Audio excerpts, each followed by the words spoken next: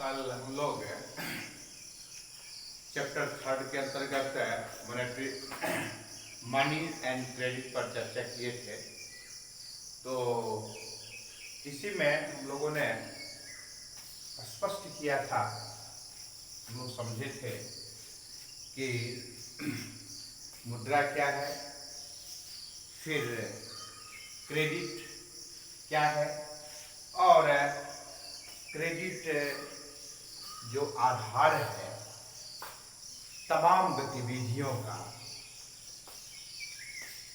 खास करके banking sector में बैंक क्या है, बैंक के क्या प्रकार है, बैंक की क्या पॉलिसी है, इन सारी बातों पर हम लोग चर्चा किए थे।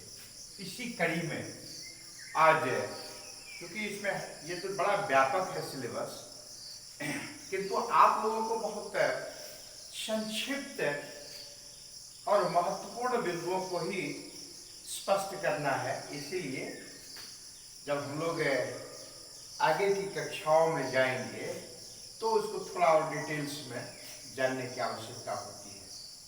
तो एक वर्ड आया है कि चेक।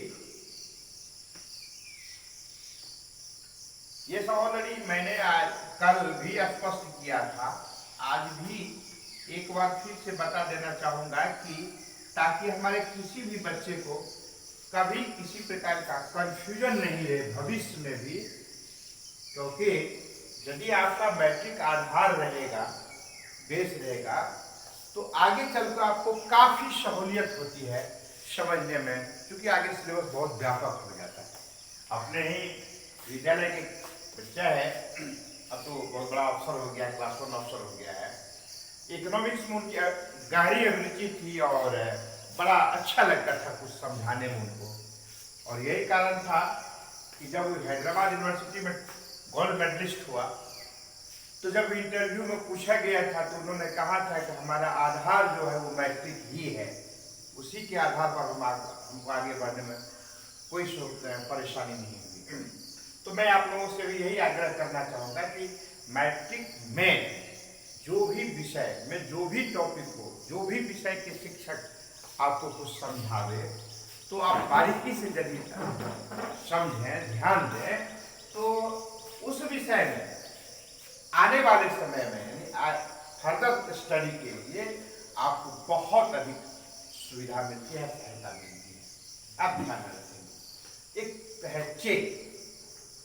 चेक बैंक द्वारा जारी किया गया एक प्रकार का आदेश पत्रक होता है, यानी उस आदेश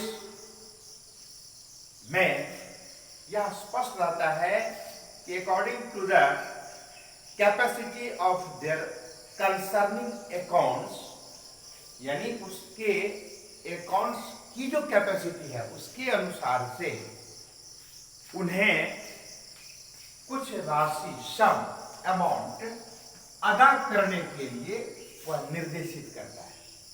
वो किसी भी बैंक को वह सुग्राह्य होता है। कहोगे, अब आपके मन में विचार आया, जब रुपया पैसा है ही है तो चेक की क्या जरूरत है? आपको समझ में आना चाहिए, यह एक प्रकार का सुरक्षित बैंक के द्वारा जारी किया गया पेपर होता है, जिसको आप कहीं भी एक स्थान से दूसरे स्थान लाने ले जाने में आपको सहूलियत होती है। अब पहले आप लोग सुनते होंगे कि बैग में रुपया भर भर के लोग व्यापारी वगैरह एक स्थान से दूसरे स्थान लाने ले जाने का काम करते थे। कभी यदि पता चल जाता था, भनक चल जाता था क्रिमिनल लोगों को, तो लूट हो जाती थी। आज ऐसी बात नहीं है, क्योंकि अब तो इससे भी डेवलप्ड और टेक्नोलॉजी का प्रयोग होने लगा है। हम उस पर बाद में चर्चा करेंगे। क्या है कि अब 5 लाख किन्हीं को देना है, 5 लाख रुपया लोग लेकर के यदि एक स्थान से दूसरे स्थान जाएं तो बहुत आशंका रहती है। 10 लाख रुपया, 50 लाख रुपया, उसको लेके जाने में भी जान पर भी खतरा रहता है कि कहीं कुछ पता चल गया तो वैसी स्थिति में हमको सुरक्षित रुपया पहुंचाने में या स्वयं पहुंचने में जान पर खतरा है और जान भी चली जाती है। इसीलिए इससे बचने के लिए एक सुरक्षित एक बैंक के द्वारा जारी किया गया पत्रक होता है, जिसमें मेंशन करके आप जितनी राशि चाहें अपनी अकाउंट की क्षमता के अनुसार से आप निकाल सकते हैं। It is an order to a bank to pay to stated, जो उसमें कथन है लिखा हुआ है, sum from the drawer's accounts written on a specially printed form. एक प्रकार का प्रिंटेड फॉर्म होता है। मैं आप सबके घर में होगा, आपके माता पिताजी, आपके चाचा जी, आपके दादाजी, इन सब का बड़े भाई, इन सब का बैंक में अकाउंट्स होगा यदि, तो उनके पास में अब 90% के पास में चेक की सुविधा रहती है। वो बैंक के द्वारा वो जारी किया जाता है। उसमें व्यक्ति का नाम भी प्रिंटेड रहता है और अकाउंट्स नंबर भी दिया होता है। तो आपके देश का सबसे बड़ा जो नेशनलाइज्ड बैंक है वो है स्टेट बैंक। याद रखेंगे आप, आपके देश का सबसे बड़ा नेशनलाइज्ड बैंक जो है, सबसे बड़ा, सबसे ज्यादा ब्रांचेज, वो स्टेट बैंक है। तो आज मैं स्टेट बैंक का उसी का एक चेक लेकर के आया हूं। इसमें लिखा हुआ भारतीय स्टेट बैंक, फिर ऊपर में एक प्रिंट किया हुआ रहता है कि जिस बैंक का जो ब्रांच है वहां का नाम है, जैसे State Bank of India comma cinema chowk Rosera district Samastipur Bihar IFS code. यानी ये बहुत महत्वपूर्ण होता है। IFS कोड जो होता है ये लिंक रहता है, इसके आधार पर ट्रांजैक्शन में सुविधा होती है। इसके बिना यदि बैंक का IFSC कोड नहीं हो, वैसी स्थिति में ट्रांजैक्शन संभव नहीं हो पाएगा। और फिर इस तरफ में ये डेट लिखा रहता है, यानी डेट में 2 अंक होगा। मान लीजिए कि कोई 1 जनवरी को या कोई 1 जुलाई को या 5 जुलाई को या 7 जुलाई को या 9 जुलाई को पैसा निकालना चाहता है, तो उसमें डेट जो भरा जाएगा, तो यहाँ क्या भरा जाएगा, 0 साल, 10 है, 12 है, 15 है, 18 है, 20 है, 25 है, 30 है, ऐसा यदि देखा जाएगा तो उसमें ऑलरेडी दोनों कॉलम है। जिसमें जो 10 तारीख से पहले का होगा तो उसमें लेफ्ट साइड में हम 0 दे देंगे। इसके बाद क्या है कि लेफ्ट साइड में हम 0 दे देंगे। इसके बाद अब जैसे कि आज क्या तारीख हुआ, आज हो गया 14 तारीख, तो यहाँ हम 4 लिखेंगे, 1 लिखेंगे और 4 लिखेंगे। फिर यहाँ पर मंथ है MM, तो इसमें मंथ कौन सा है, तो 7वां है, तो यहाँ 7 हो जाएगा ये, और 7वां महीना में एक ही अंक आएगा और इधर यहाँ पर 0 दे देंगे, 07 हो जाएगा। यहाँ पर क्या है Y, यानी ये हो गया ईयर, तो Y क्या है B2020। तो इस प्रकार से ये क्या हो जाएगा, इसी प्रकार से डेट भरा जाएगा। अब है मान लीजिए कि किसी के नाम से चेक हमको काटना है, तो ये चेक उस व्यक्ति का नाम हो जाएगा। नाम रख लीजिए सुमन कुमार के नाम से काटना है, तो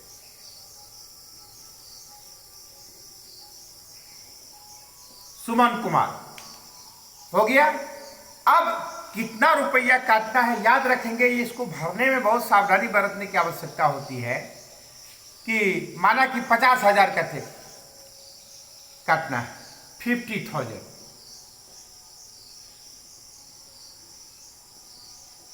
आप याद रखेंगे बहुत से व्यक्ति ऐसे होते हैं जो चेक काटते हैं, इसमें इस तरफ में लेफ्ट साइड में स्थान छोड़ देते हैं। भूल के भी आप लेफ्ट साइड में स्थान नहीं छोड़ेंगे, बिल्कुल सटा के लिख, देखिए मैंने सटा के लिखा है 50,000। अब ये कोई जिसको आप ये चेक दे रहे, बेयरर चेक है, जिसको आप चेक दे रहे हैं, तो याद रखेंगे कि जितना आपने अंक में यहां लिखा है वो वर्ड्स इन वर्ड्स भी आना चाहिए। तो यहां रुपीज लिखा हुआ है तो इसमें लिख देंगे FIFTY 50,000 ओनली। ठीक है। अब जो है ये यहां आप देख रहे हैं ये क्या है, ये अकाउंट्स नंबर है। जिस व्यक्ति के अकाउंट से पैसा निकलेगा उसका अकाउंट्स नंबर है। ये सेविंग अकाउंट्स है, यहां पर लिखा हुआ है, आप देख रहे हैं सेविंग अकाउंट्स। उसी प्रकार से होता है fixed deposit, RD recurring deposit, saving deposit, current deposit. इस प्रकार से जो जिस प्रकार का उनका अकाउंट्स रहेगा वो उस चेक पत्र पर स्पष्ट किया हुआ रहता है। अब है ये मल्टी सिटी चेक है, इसका क्या मतलब होता है? मैंने इसको इसलिए आपके प्राय घर में, सबके घर में होगा, लेकिन मैंने स्पष्ट कर देना उचित समझा। ये होता है लेफ्ट साइड वाला जो होता है वो चेक नंबर होता है। तो ये आप मेंशन भी कर सकते हैं किसी को, जो बड़ा बड़ा कारोबारी होते हैं, व्यवसायी होते हैं, हर दिन में 10 चेक काटना है, 10 आदमी के नाम से चेक करना है, 10 लाख 20 लाख 50 लाख काटना है, तो वो अपना चेक नंबर भी मेंशन करते जाता है। अब तो उसकी भी बहुत ज़रूरत नहीं रह गई है क्योंकि वो सब डाटा में आ जाता है। तो अब यहाँ देखिए क्या है, वैलिड अप टू 10 लाख, यानी ये निर्भर करता है कि कितना वो चेक किस प्रकार का है, किस लिमिट के अंतर्गत आता है। यदि वो लिमिट में आएगा 10 लाख तो 10 लाख का है, यानी 10 लाख तक का ये जो है 10 लाख से ऊपर वाला का चेक वो दूसरे प्रकार का होता है। तो 5,000, 10,000, 20,000, 50,000, 25,000 जो भी होगा आप निकाल सकते हैं। मैक्सिमम क्षमता जो वो 10 लाख का इस चेक का है। अब ये देखिए यहाँ पर क्या है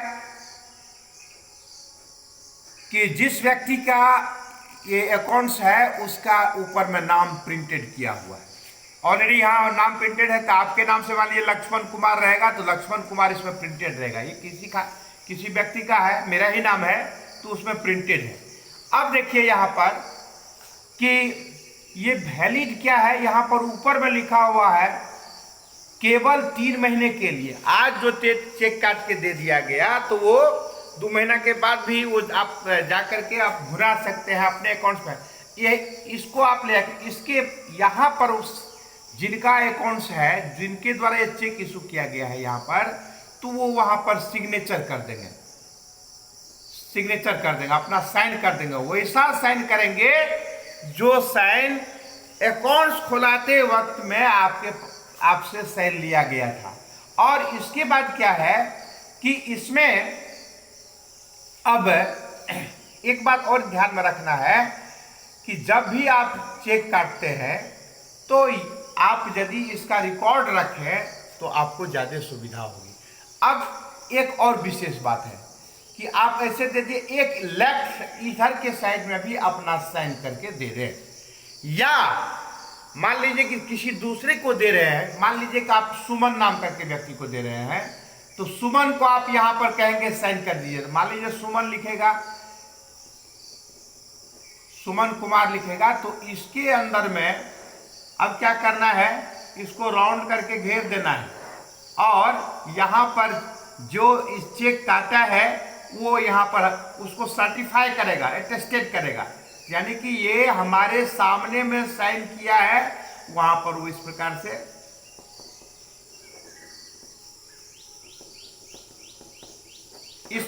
साइन कर देंगे, जैसा साइन रहता है सेम ये साइन और ये साइन दोनों मिलना चाहिए। इसके बाद क्या है कि यदि उनको बैंक, जिस बैंक में वो जाता है चेक लेकर के, यदि उसको विश्वास हो जाता है तो वो पेमेंट कर देता है। यदि उनको लगता है कि कंफ्यूजन रहेगा तो वैसी स्थिति में क्या करता है कि यहाँ पर फिर से वो साइन कराता है। वो देख लेगा कि वास्तव में वो व्यक्ति वही व्यक्ति है अथवा कोई फर्जरी आदमी तो नहीं आ गया है।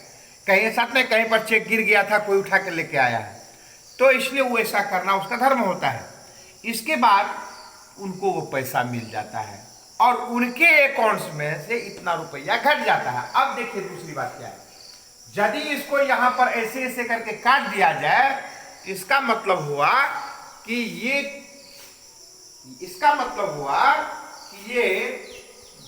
डायरेक्ट हैंड टू हैंड पैसा नहीं मिलेगा, बल्कि ये कैसे मिलेगा, ये उनके अकाउंट्स में ही जाएगा। जिस व्यक्ति का नाम है उस व्यक्ति के अकाउंट्स में ये पैसा जमा होगा, ठीक है ना। ये क्रॉस करने का यही मतलब होता है। तो इस प्रकार से ये चेक का सिस्टम है और ये काफी सुविधाजनक है।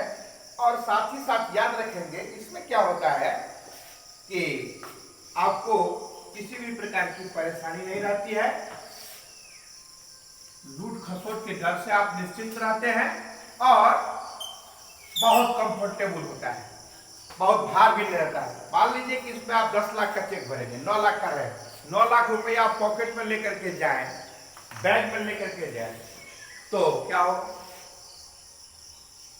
मुश्किल है, कहीं भी कोई घटना घट सकती है आपके साथ और जान भी जा सकती है। और ये चेक लेकर के चल दिए, मान लीजिए इसमें 10 लाख रुपया या 8 लाख रुपया भरा हुआ, किसी को आपने दे दिया, संजोग ऐसा हुआ कि रास्ते में माना कि यही आपकी पॉकेट मारी हो गई, तो क्या कोई फर्क नहीं पड़ता है। आपने चेक किया नहीं है, तुरंत आप बैंक को इन्फॉर्म कर देंगे कि अमुक नंबर का जो चेक है ये हमारी गायब हो गई है, यानी या कोई चुरा लिए है, कृपया इस चेक को लिखित तुरंत दे देना है जाकर के। तो क्या होगा कि तुरंत इस चेक नंबर को क्लिक कर करके उसको बिल्कुल सील कर दिया जाएगा। कोई भी जाएगा दूसरे बैंक में, या कोई जो चुरा लिया है आपसे या कहीं खो गया था आपका और कोई उठा लिया है, तो पहले वहां जाएगा, तो वहां जाएगा कहेगा कि भाई आप साइन कीजिए, तो इस प्रकार से साइन उसका हो ही नहीं सकता है, निश्चित रूप से नहीं होगा। एक तो वहां पकड़ाएगा, दूसरा जो ही वो कंप्यूटर पर डालेगा उस नंबर का चेक यदि सामने में आएगा तो तुरंत वहां पर फ्रीज आ जाएगा, यानी कि इस चेक को ये भुनाने का अधिकार इसको नहीं है। और इस स्थिति में आसानी से वो व्यक्ति पकड़ा भी सकता है, चेक को नहीं भेजा सकता है। इस तरह से आपके लिए बहुत बड़ी सुविधाजनक है। और खास करके व्यापारी बिजनेसमैन वगैरह जो है उन लोग को इसी प्रकार से ज्यादा काम चल रहा है।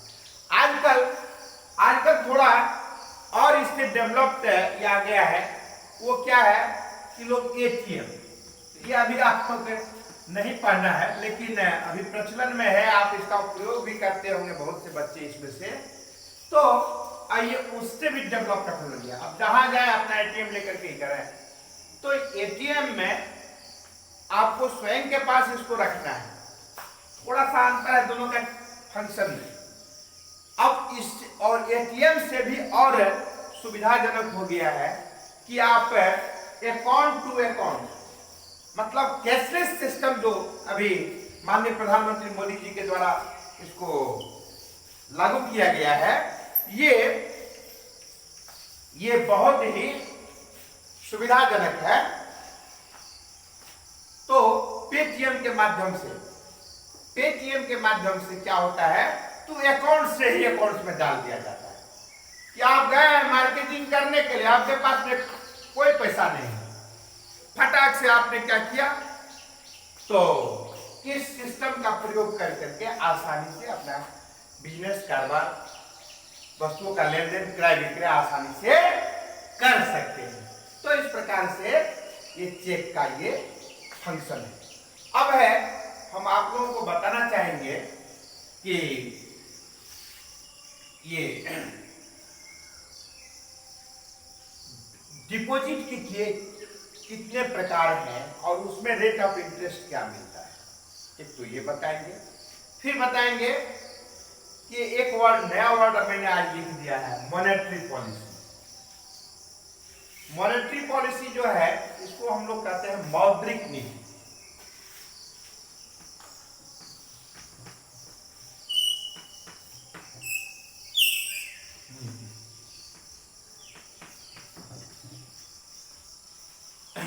सरकार की ऐसी नीति जिस नीति के तहत रुपयों का नियंत्रण एवं नियमन किया जाता है, सरकार की ऐसी नीति जिस नीति के तहत रुपयों पर नियंत्रण एवं नियमन किया जाता है, ऐसी नीति को क्या कहा जाता है? मौद्रिक नीति, मॉनेटरी पॉलिसी कहा जाता है। यानी कि ये इस और सरकार की ओर से इसका काम देखने का कार्य कौन करता है? जो बैंकों का बैंक होता है, यानी आरबीआई होता है। अब देखिए, एक बात याद रखना है आपको कि इन्फ्लेशन का नाम सुने होंगे आप।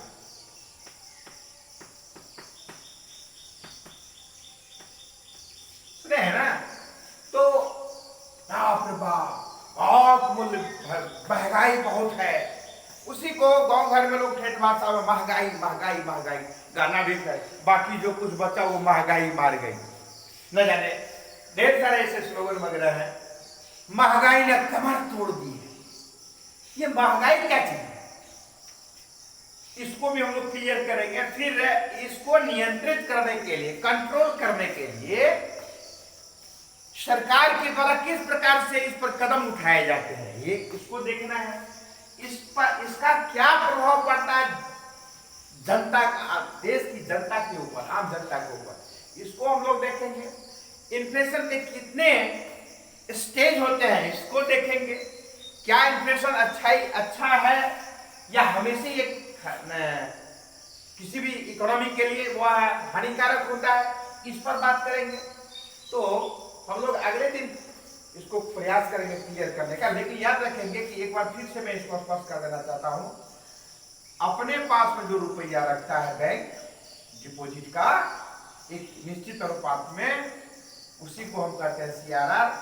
इसको कहते हैं, यानी अपने डिपॉजिट का एक निश्चित अनुपात में जब आरबीआई के पास रखता है उसको एसएलआर कहते हैं। और बैंक जब आरबीआई से लोन वगैरह लेता है तो जिस रेट पर लेता है उसको हम लोग रेपो रेट कहते हैं, मॉनेटरी पॉलिसी कहते हैं। तो समय कम है इसलिए हम जल्दी जल्दी निकल रहे हैं, और कल बताए भी थे। ये सब क्लास सब डे आवर का क्लास विधिवत रूप से चलने लगेगा। आप लोग स्कूल आने लगेंगे ना, तो 4-5 घंटे 6 घंटे तक कई बार ऐसा हुआ है कि हमको लेने का मौका मिला है, बच्चे बहुत इंटरेस्टेड रहते हैं, तो हम आगे बढ़ते जाते हैं, बच्चों को बहुत अच्छा कॉन्सेप्ट मिल जाता है, आगे उसको बहुत लाभ मिलता है। तो मॉनेटरी पॉलिसी के बारे में भी हमने स्पष्ट कर दिया, क्या कर दिया कि सरकार के द्वारा ऐसी नीति जिस नीति के तहत रुपयों का नियमन एवं नियंत्रण किया जाता है उसे मॉनेटरी पॉलिसी कहते हैं। आज की क्लास में इतना ही, इस बात को हम लोग को ध्यान में रखना है। आगे आप को मैं इन्फ्लेशन बताऊंगा, बैंक का डिपॉजिट का प्रकार बताऊंगा, उसका रेट ऑफ इंटरेस्ट बताऊंगा। फिर उसके बाद आपको इन्फ्लेशन का देश के इकोनॉमी पर क्या प्रभाव पड़ता है उसको बताऊंगा। किंतु आज के क्लास में इतना ही। धन्यवाद।